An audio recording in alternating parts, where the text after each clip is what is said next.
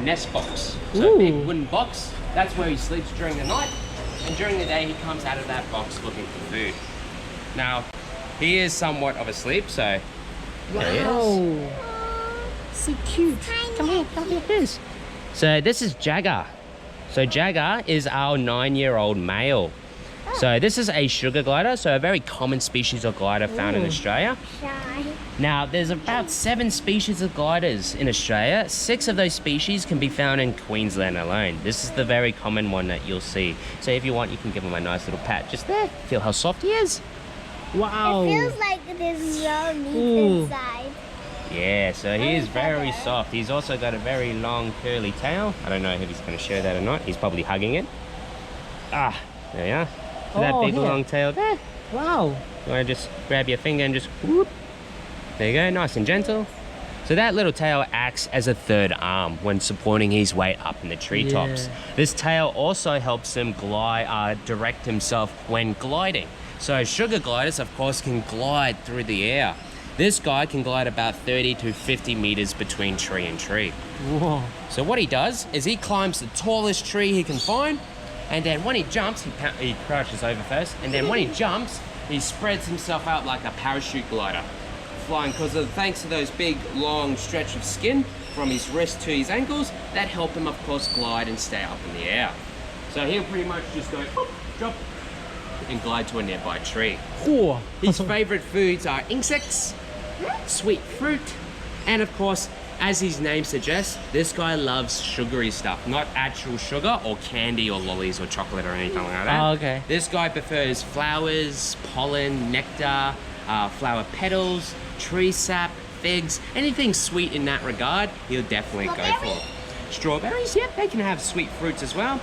And of course, now and then insects like crickets, sometimes little wooden cockroaches, as well as flies and whatnot. Anything they can get their little hands on. Now, this is also another twee-belling animal. So just like the koala, sugar gliders spend all their time up in the treetops. They never come down to the ground because it's too dangerous to be on the ground floor. Oh, yes. Now, their threats, of course, are same to that of the bettongs, so snakes, lizards, owls and eagles may have a go at a young little glider, but also dingoes, dogs, cats and foxes are also another threat to these animals as well. Now Jagger here, guys, he's roughly about 17 centimeters body. His tail is about 19 centimeters, so they're roughly about yay big. A little bit bigger than bigger than so tail and head are roughly about here. Wow.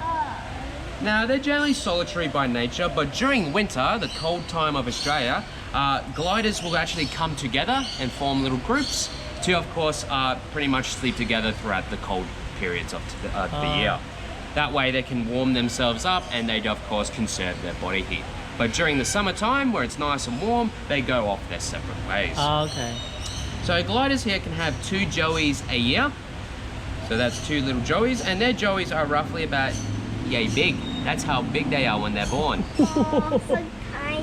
They are, they're very tiny. They, of course, make their way into mum's pouch and suckle on mum's... Tinier than a cow. It is. So most pinkies are very small. They look like that of a jelly bean and weigh less than a gram or so. Whoa. So they're very small and they're very light animals. Now Jagger here is roughly about 9 years old, so he can live to roughly a good 14 years of age if he wants 14 to. years, oh wow. Now a lot of people ask, can I get a glider as a pet? Not necessarily in Queensland, we don't allow that. But in New South Wales, if you do have a special permit, you can have one as a pet. Oh. Although they're very difficult animals to look after. They're not like your cats and dogs. They pretty much need a lot of attention and whatnot. You also have to be a nighttime person as well, which means you have to be a person who's awake during the night. You mean to prepare food at night, or? Pretty much, you can prepare food during the day, keep it in the fridge and whatnot, but when it comes to interacting with the animals, handling the animals, generally best doing that at night, because during the day, of course, these guys spend about 16 hours sleeping. Yeah. So just like the koala, they sleep during the day. And a nice little pat.